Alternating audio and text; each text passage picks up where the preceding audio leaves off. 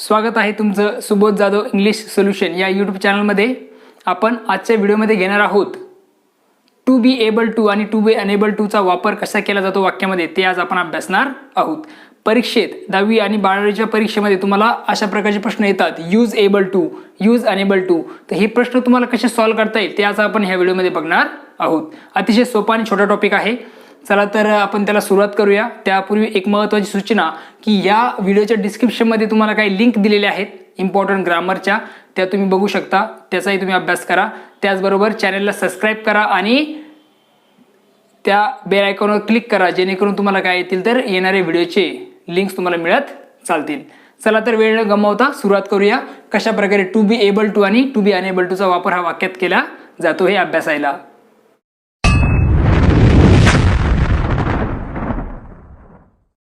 आपण करतोय सुरुवात टू बी एबल टू पासून. ओके, म्हणजे प्रश्न तुम्हाला दिलेला असेल आणि कंसामध्ये दिला असेल यूज एबल टू, एबल टूचा वाक्यात उपयोग करा. खूप सोपं आहे.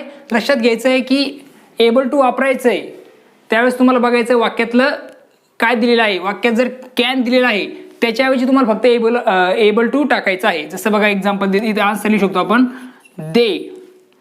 ओके, आता कॅन आहे हा वर्तमानकाळी रूप, त्यामुळे तुम्हाला काय करायला लागेल, कॅन बरोबर एम, इज किंवा आर एबल टू हे तुम्हाला लिहावं लागेल. यापैकी एक तुम्हाला काय करावं लागेल तर हेल्पिंग वर्ब याच्या नंतर देच्या नंतर लिहावं लागेल. आता हे समजण्यासाठी तुम्हाला एम इज आर कधी वापरलं जातं हे लक्षात पाहिजेत. आता इथे मी लिहितोय बघा, एम इज आर कधी वापरलं जातं लक्षात घ्या. आय नंतर नेहमी तुम्हाला एम वापरावं लागेल, इज तुम्हाला वापरावं लागेल ही, शी, इट आणि सिंग्युलर नाऊनने जर वाक्याची सुरुवात झाली तर तुम्हाला त्यानंतर काय लिहायचं, इज लिहायचंय. आणि आर तुम्ही लिहिणार वाक्याची सुरुवात जर वी, यू, दे आणि प्लुरल नाऊनने झाली. हा जो तक्ता आहे तो तुम्ही पाठ केला तरी चालेल किंवा कायमस्वरूपी लक्षात ठेवा. तसं माझा जो व्हिडिओ आहे कंटिन्युअस प्रेझेंट टेन्सचा त्यामध्ये हा तक्ता मी दिलेला आहेच. परंतु आता लक्षात घेऊया, आपण विचारूया ह्या कॅन ऐवजी आपल्याला काय करायचंय, am is are able to वापरायचंय. तर त्यामुळे आपल्याला काय करायला लागेल, वाक्य सुरुवात कशाने झाली बघावं लागेल. वाक्य सुरुवात देणे झालेली आहे, तक्ता काय सांगतोय वाक्य सुरुवात जर देणे झाली तर आपल्याला त्यानंतर काय लिहायचंय, आर.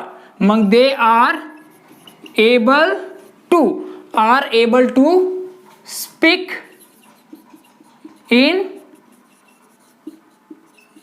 इंग्लिश. आता पुढचा एक्झाम्पल आहे बघा, आय कॅन हेल्प हिम. वाक्याचा करता असेल तसं लिहा. वाक्याचा करता जो आहे त्यानुसार तुम्हाला एम इज आर पैकी एक वापरायचंय.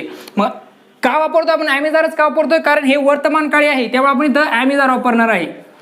हे जर भूतकाळी असतं म्हणजे कुड जर असतं तर आपलं वॉज वर वापरावं लागलं असतं, ते आपण पुढे बघणारच आहोत. पण लक्षात ठेवा की कॅन आलंय की त्याऐवजी तुम्हाला काय वापरायचंय, am is are able to वापरायचं आहे.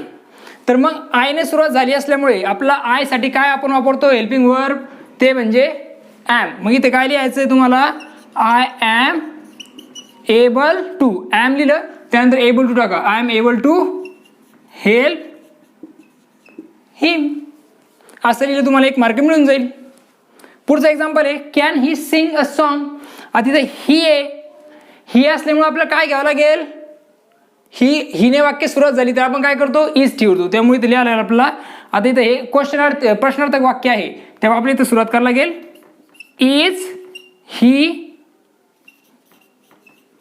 Able to sing a song. Okay, अशा प्रकारे त्याचे आन्सर तुम्ही लिहू शकता. सगळ्यात महत्त्वाचा फॅक्टर याच्यामध्ये तुम्हाला लक्षात ठेवायचा आहे तो म्हणजे एक. आता मिटवतोय मी बघा की एबल टूचा वापर होतोय कधी, की ज्या वेळेस काय असेल, कर्त्यानंतर, म्हणजे कर्त्यानंतर काय येईल, कॅन येईल. कर्त्यानंतर कॅन येईल तर त्यावेळेस त्या कॅन ऐवजी तुम्हाला काय वापरायचंय, am is are able to वापरायचं आहे. ओके, हे लक्षात येईल. हा बॉक्स लक्षात ठेवा. आणि दुसरा बॉक्स तो म्हणजे कुठला आहे, एम इज आरचा, कारण आय हा करता आहे तर त्याच्यानंतर एम वापरला जाईल. ही, शी, इट आणि सिंग्युलर नाउन असेल तर इज वापरलं जाईल. वी, यू, दे आणि प्लुरल नाउन असेल तर आपण काय वापरणार आहोत, आर वापरणार आहोत. अशा प्रकारे तुम्ही त्याचे आन्सर्स लिहू शकता. आणखीन एक एक्झाम्पल सांगतो समजून आणि आपण इथे पुढच्या पॉईंटकडे जाऊया, यूज अनेबल टू कडे. आता बघा, दी बॉयज कॅन प्ले क्रिकेट. आता हे द बॉयज म्हणजे अनेक वचनी आहे, त्यामुळे आपण इथं काय लिहिणार, करता जसं तसं लिहायचं आहे. करताना तुम्हाला काही छेडखानी करायची नाही. ह्या कॅन ऐवजी तुम्हाला काय करायचं आहे, ॲम इज आर पैकी एक घ्यायचं आणि एबल टू लिहायचं आहे. मग इथं हे अनेक वचने असल्यामुळं प्लुरल नाउन असल्यामुळे आपण आर लिहिणार are able to play cricket. Okay, I hope तुम्हाला ही कन्सेप्ट काय झाली ते समजलेली आहे. चला तर आता पुढे बघूया यूज आणि यूज एबल टूज बघूया. फक्त भूतकाळी रूप असेल तर काय. चला इथे सुरुवात करून देऊया, काही अडचण नाही आहे. आता काय दिलेलं असेल बघा, हे कॅनचं लक्षात आलं तुम्हाला. वाक्यात जर कुड आलं तर काय करायचं बघा. आता हा बॉक्स पण आपण मोडून टाकूया.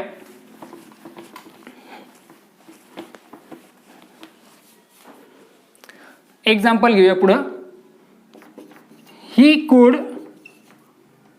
कुड submit an assignment use able to. बरोबर आहे. वाक्यात काय आलेलं आहे, कुड आलेलं आहे. लक्षात घ्या, आधी तर कॅन होतं त्यामुळे आपण am is are able to लिहिलं. मग आता कुड आलं तर कुड आल्यानंतर काय करायचं तुम्हाला, कुड बरोबर वॉज वेअर एबल टू. लक्षात ठेवा, टू बीचे जे रूप आहेत त्यासाठी तुम्हाला व्हर्बचा व्हिडिओ बघावा लागेल. माझा व्हर्बचा जो व्हिडिओ आहे त्यामध्ये दिलेलं आहे टू बीचे रूप कुठले. तरी पुन्हा सांगतो, टू बीचे रूप आहेत वॉज वेअर आणि am is are. Am is are हे वर्तमान काळी आहे आणि वॉज वेअर हे भूतकाळी रूप आहेत. त्यामुळे आपण कुड ऐवजी आपण काय वापरतोय, वॉज वेअर. आणि ते कॅन ऐवजी आपण काय वापरलेलं आहे, ॲम इज आर. मग आता वॉज वेअर कधी वापरायचं याच्यासाठी टाकता वॉज वेअर. वाक्य सुरुवात आय, ही, शी, इट आणि singular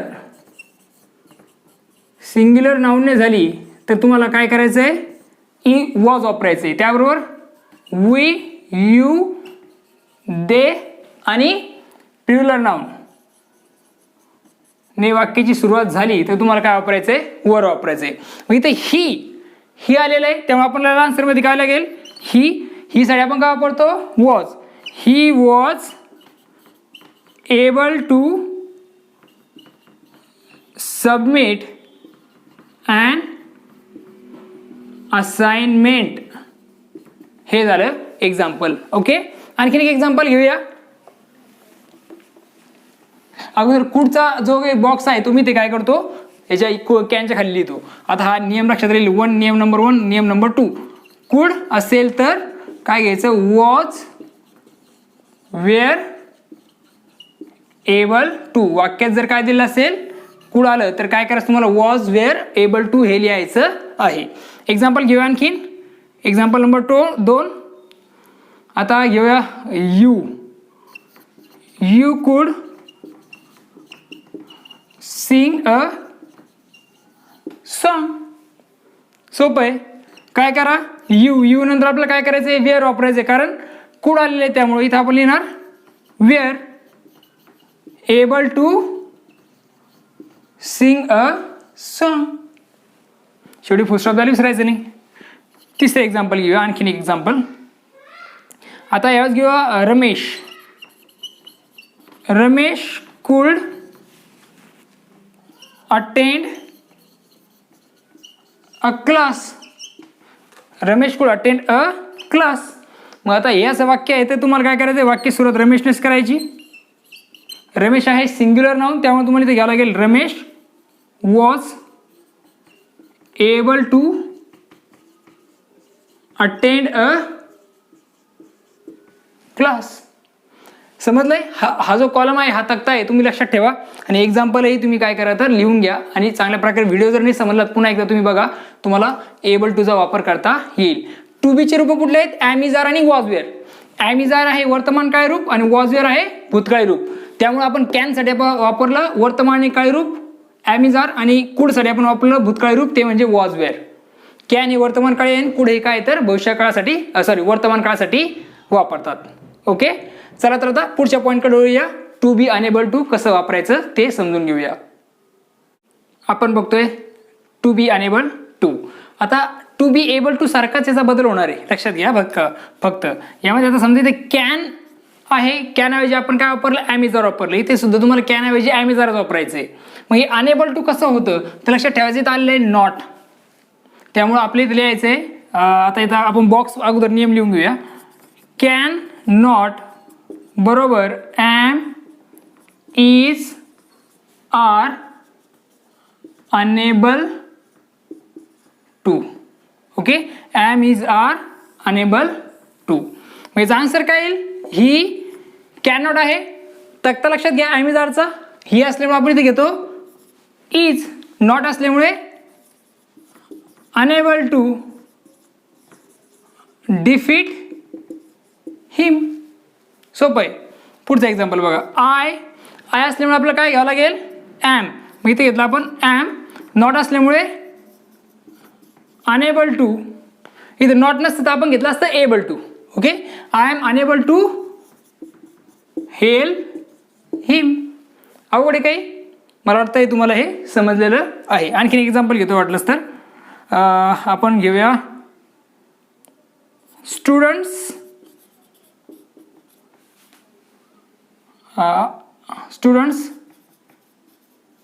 can not play cricket. आता हे उदाहरण आहे बरं, असं का होऊ शकत नाही, मुलं क्रिकेट खेळणारे विद्यार्थी खेळणारच आहेत. आता हे आन्सरमध्ये लिहू शकतो आपण स्टुडंट्स कॅन नॉट आहे, हे अनेक वचनी आहे त्यामुळे ते आपल्याला घ्यायला लागेल आर. नॉट असल्यामुळे unable to play cricket. Okay, समजलंय? आय होप तुम्हाला इथपर्यंत समजलेलं आहे. आता या व्यतिरिक्त अनेबल टू येईल, समजा हे होतं वर्तमान काळी, पण तिथं कुड असेल तर काय करायचं, तर ते आता आपण लक्षात घेत आहोत. चला तर आता एक्झाम्पल बघूया. कुड असेल तर काय करता येईल.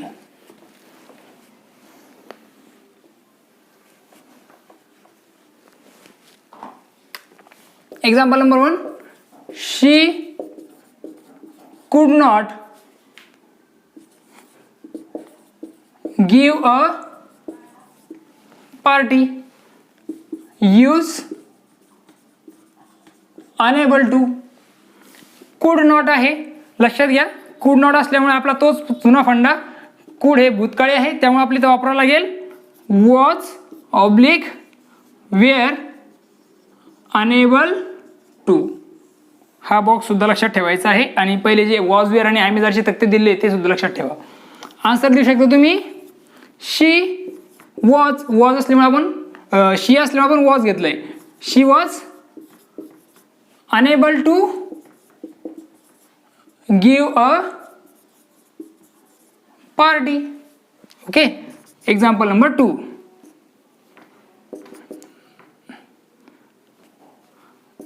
they could not visit to Ellora caves. मग इथं आन्सर तुम्ही काय करणार, दे. ओके, दे घेतलं तुम्ही की त्यानंतर तुम्हाला काय घ्यायचं आहे, दे वर अनेबल टू का बरं नॉट आले, unable to visit to Ellora caves. हे अशा प्रकारे तुम्ही काय करू शकता, अनेबल टू आणि एबल टूचा वापर हा वाक्यामध्ये करू शकता. आय होप तुम्हाला इथपर्यंत हे समजलेलं आहे. पुन्हा भेटूया नवीन व्हिडिओमध्ये. बघत राहा सुबोध जाधव इंग्लिश सोल्युशन हे यूट्यूब चॅनलला सबस्क्राईब करा. त्याचबरोबर बेल आयकॉनवर क्लिक करा जेणेकरून तुम्हाला काय माहिती चालतील, येणाऱ्या नवीन व्हिडिओचे सुद्धा काय येतील तर नोटिफिकेशन मिळत जातील. Thank you and take care.